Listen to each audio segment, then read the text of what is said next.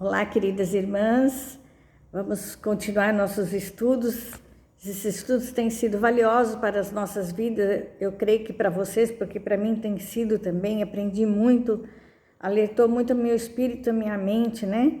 Para que a gente possa continuar mesmo tendo uma vida saudável e frutífera. Hoje nós vamos estudar então uma das virtudes, que é a fidelidade. E tudo vem de Gálatas 5, 22 e 23, que diz assim: mas o Espírito de Deus produz o amor, a alegria, a paz, a paciência, a delicadeza, a bondade, a fidelidade, a humildade e o domínio próprio. E contra essas coisas não existe lei. As pessoas que pertencem a Cristo crucificaram a natureza humana delas junto com todas as paixões e desejos desta natureza. Que o Espírito de Deus, que nos dê vida, controle também a nossa vida. Então, nós temos aprendido que o fruto do Espírito é o amor, né? Acompanhado das suas virtudes. Então, se vivemos pelo Espírito, andemos também pelo Espírito, né? Nós precisamos diariamente viver o amor ágape de Deus. Lembra do que nós estudamos sobre o amor? É o amor ágape, aquele amor incondicional, aquele amor que não espera receber em troca. É um amor que só Deus tem e pode dar ao nosso coração, né? Então, o fruto do Espírito, com isso, vem de Deus, que é o amor. E esse amor só pode ter quem conhece a Jesus, né? Pessoas podem ter momentos, né, de amor, de paixão, misericórdia, mas ter uma vida toda voltada para o amor ao próximo, a pessoa precisa realmente de ter entendido quem é Jesus e ter aceitado, porque através disso o Espírito Santo trabalha na nossa vida, do nosso coração, na nossa mente, e nós vamos poder conseguir produzir esses frutos, porque por nós mesmos nós não conseguimos produzir frutos bons, né? Precisamos mesmo do Espírito Santo e esteja conosco dia a dia. E por isso nós precisamos ter cuidado para não produzirmos os frutos da carne, que é a tendência do ser humano, né? A tendência do ser humano é se virar por aquilo que a carne mais nos pede, né? Nos pede. Paulo mesmo diz, né? Aquilo que eu quero fazer, que eu não quero fazer, eu acabo fazendo, e aquilo que eu não quero fazer, que eu quero fazer, também não faço. Então, por isso nós precisamos lembrar sempre do princípio da semeadura. Aquilo que a gente plantar, a gente vai colher. Então, cuidado com o que a gente está plantando, né? Por isso nós estamos dando essa série todinha dos frutos do Espírito, para que a gente alcance uma vida saudável e frutífera. Hoje é a colheita abundante da vida de quem planta a fidelidade. Normalmente, se temos fidelidade, para quem está na igreja, principalmente os evangélicos, nós entendemos muito fidelidade no nosso dízimo que nós damos a Deus, na nossa igreja, para sustentar a nossa igreja. Mas fidelidade vai além de dízimos e de oferta. Não é só dessa fidelidade que a palavra de Deus vem falando. Em 1 Timóteo 1, de 11 a 14, eu vou ler na Bíblia porque ficou um pouquinho longo. Vamos ver o que acontece. Então, Timóteo é um rapaz que Paulo está ensinando, que está doutrinando para que ele assuma, né? Daí para frente, quando Paulo não estiver mais. Então, é 1 Timóteo 1, de 11 a 14. Diz assim: esse ensinamento se encontra no evangelho que Deus me encarregou de anunciar. Isto é, na boa notícia que vem do bendito e glorioso, do Deus bendito e glorioso. Agradeço a Cristo Jesus, o nosso Senhor, que me tem dado forças para cumprir a minha missão. Eu lhe agradeço porque ele achou que eu era merecedor e porque me escolheu para servi-lo. Ele fez isso apesar de eu ter dito blasfêmias contra ele no passado e de o ter perseguido e insultado. Mas Deus teve misericórdia de mim, pois eu não tinha fé e por isso não sabia o que estava fazendo. E o nosso Senhor derramou a sua imensa graça sobre mim e me deu a fé e o amor que temos por estarmos unidos com Cristo. Então, Paulo faz aí um relato da vida dele, né? Da fidelidade que agora ele tinha a Deus, e essa fidelidade era em todas as áreas, principalmente fiel à palavra de Deus, aquilo que ele aprendeu e aquilo que ele estava passando para Timóteo também. Então, Paulo dá um testemunho que ele passou da infidelidade, né? Quando ele conta que ele blasfemava, que ele falava contra Deus, a fidelidade agora, ser capaz de morrer pela palavra de Deus, né? Então é essa fidelidade que Deus quer nos nossos corações. Deus quer nos achar fiéis, independente do que temos e de quanto temos. Fiel no pouco e fiel no muito, né? Em Mateus 25, 21, diz assim, quando ele está falando para os empregados lá, uma parábola, né? Ele chama o empregado e fala, muito bem, empregado bom e fiel, porque deu as moedas e ele conseguiu multiplicar aquelas moedas, né? Então, nós precisamos ser fiel. Fiel se nós recebermos pouco, se nós tivermos muito, independente de quanto ou quanto nós temos e do que nós temos, né? Ser fiel. Ser fiel ao nosso patrão, que paga um salário, né?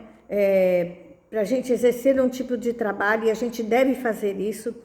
E eu me lembro, eu já contei para vocês, mas relembrando, Paulo tinha uma amiga que trabalhou comigo primeiro no Banco do Estado do Rio de Janeiro e depois foi trabalhar com Paulo lá no Banco da Amazônia. E ela se converteu. E ela encontrou Jesus e ela descobriu que era uma pérola, era um tesouro e ela queria falar de Jesus para todo mundo. E ela falava. Aí um dia o Paulo chamou ela para conversar e falou assim, olha, é maravilhoso você pregar a palavra de Deus, é isso mesmo, mas você usa as suas horas de folga, você chega antes, você fica depois, mas não usa o seu horário de trabalho, porque do seu horário de trabalho você está roubando de quem está pagando o seu salário. Então, até esse equilíbrio, essa fidelidade, a gente tem que ter um cuidado, fidelidade a Deus, fidelidade àquele que nós servimos, da qual nós temos que prestar conta, né? Fidelidade nas mínimas coisas, fidelidade com os nossos queridos, com a nossa fé, com o nosso amor, com a nossa dedicação, com os nossos filhos, com cuidado, né? Com os nossos pais, né? Com os idosos, com a natureza, tudo nós precisamos ser fiel, né? Então, em Lucas 16, 10 diz assim, quem é fiel nas coisas pequenas também será nas grandes, e quem é desonesto nas coisas pequenas também será nas coisas grandes. Olha que palavra, né? A gente precisa tomar cuidado, né? Porque as coisas erradas não vêm de repente, começam em coisas pequenas. Então a gente tem que tomar cuidado. Essa mudança, essa fidelidade, ela tem a ver com o que nós temos no nosso coração e na nossa mente, e não no nosso bolso. Uma pessoa que tem muito não vai ser mais fiel com que tem pouco, né? Quantos casos a gente ouve de pessoas que achou a carteira todinha com cheio de dinheiro que a pessoa recebeu. Uma pessoa agora há pouco tempo sacou o fundo de garantia, não, esse auxílio que o governo está dando, e perdeu, né? E conseguiu descobrir quem tinha perdido e devolver. Porque ele pensou, puxa, aquela pessoa você está recebendo é porque ela precisa. Então eu não posso ficar com quem não é meu, né? Então ele foi fiel às suas convicções. Lembra que a gente falou sobre isso na semana passada? Então ele cita aqui um escritor francês que diz algo muito interessante. Quando se ama, a fidelidade não é sacrificial. Quando se ama, a fidelidade não é sacrificial. Ela é natural, ela é prazerosa. Quer seja para o nosso cônjuge, quer seja com os nossos pais, né? Que que nos orienta, nos educa e nos deixava sair, e a gente tinha que ser fiel àquilo que a gente recebeu deles, né? Fiel ao esposo, fiel à esposa. Então isso tem que ser prazeroso, tem que ser natural, né? Tem que ser feito com amor mesmo. Fidelidade não tem a ver com quantidade, mas sim com fé, né? Infiel no pouco, infiel no muito, né? E é essa fé que, persuadida por Deus, através do Espírito Santo, que vai movendo a nos tornar cada dia mais fiéis, né? Temos que gerar essa fidelidade para sermos exemplo aos outros que nos seguem. Então, aquelas pessoas, quando olharem para nós, mais uma vez lembrando aquilo que a pastora falou, nós somos a Bíblia que o mundo lê. Então, nós temos que ser fiéis àqueles que nos seguem, àqueles que olham para nós e nos veem com mulheres e homens de Deus, né? Por que nós temos que ser fiel? Porque Deus é fiel. E por isso que nós podemos ser fiel. Ele compartilha essa fidelidade conosco. Você pode vencer qualquer coisa, vencer a mentira, uma vida fake, se você quiser mudar, com auxílio de Deus, porque Ele é fiel, né? Em 1 Coríntios, deixa eu ver se eu peguei esse texto. Não, esse texto eu deixei, eu vou passar para o outro. Então, essa fidelidade, ela tem que ser no trabalho, com o chefe, na família, nos relacionamentos, com os nossos empregados, né? Quando nós combinamos de pagar um salário e cumprirmos realmente com esse salário. Se você encontrar alguém cristão que mente, que tem vícios, que rouba, que trafica, que é corrupto, ele não está sendo fiel a Deus. A Bíblia fala dos falsos profetas, né? Ele está sendo um falso profeta. Ele está falando com a boca, mas o coração está cheio de coisas erradas. Isso nada não tem a ver com Deus. Nós estamos vendo muitos aí pregando, e pastores sendo presos, e pastores roubando, e padres também roubando, cristãos exemplares fazendo coisa errada. Isso não tem nada a ver com Deus. Jesus, isso daí não tem nada a ver com Deus e com Jesus. Isso tem que ver com a humanidade, com o pecado, com a ganância. Então, temos visto pessoas que usam a igreja para fazer o que é errado. Infelizmente, nós temos visto isso. Não, mas isso não quer dizer que nós temos que ter vergonha de sermos cristãos, pois somos honestos e fiel aos ensinos de Deus. Não podemos aceitar, todo mundo faz, todo mundo não. Eu não sou, eu sou diferente, eu não faço. Mas não só falar, ser mesmo, né? E aí o pastor foi lembrando dessa, né, ainda está aí, acho que não sei se totalmente aprovado, esse perdão de dívidas para várias igrejas evangélicas. Ele diz assim, mas não são todas, a maioria não tem dívida, não deve nada para o governo, pois todas elas cumprem com as suas responsabilidades, pagam todas as suas responsabilidades, recolhem os seus devidos impostos e não precisa de perdão de dívida. Infelizmente, algumas estão sendo infiéis, né? Então, o cristão não pode parecer honesto, ele tem que ser honesto. O que devemos, precisamos pagar. Se por um acaso alguém se envolveu por vários motivos, né? Nem cabe, o pastor diz, não julgando, e entrou em alguma dívida, seja fiel, vá lá no banco, eu tenho condições de pagar tanto, ou quem você deve, negocia, paga aquele valor, o que você pode, paga até o fim, não deva nada a ninguém, seja honesto. Mas como ser fiel nos desafios da pós-modernidade, né? Então, ele diz que na Bíblia tem alguns exemplos maravilhosos de pessoas que foram fiéis. José, que a história dele está lá em Gênesis 39, que nós já, né, vimos várias vezes, né? Que ele foi fiel ao rei, foi fiel ao pai, aos irmãos, depois tudo, né? Ele foi fiel do começo até o fim. Jó, que é o capítulo 1 de Jó, todo conta a vida de Jó, que ele perdeu tudo, mas ele continuou fiel, ele continuou sincero, reto e temente a Deus. Daniel, que está no livro de Daniel também, no capítulo 1, versículo 8 e 9, né? Daniel decidiu não se contaminar e continuar sendo fiel a Deus. Rejeitou ser pagão, por isso foi jogado na cova dos leões, né? Ele tinha uma convicção profunda daquilo que ele cria, independente se ele ia morrer ou não, né? Mas ele tinha essa convicção. Aí ele lembra, seja achado fiel, custe o que custar, seja achado fiel. No Novo Testamento nós vemos a figura de Estevão, em Atos 6:8, né? Que Estevão tinha boa reputação, uma vida pública ilibada, né? Totalmente boa, né? E que ele era cheio do Espírito Santo. Nesse mundo que nós vivemos, nós vamos... É até engraçado que ele usa um termo muito interessante. Ele diz que nesse mundo que nós vivemos, nós vamos encontrar pastores que não valem uma nota de R$3, infelizmente.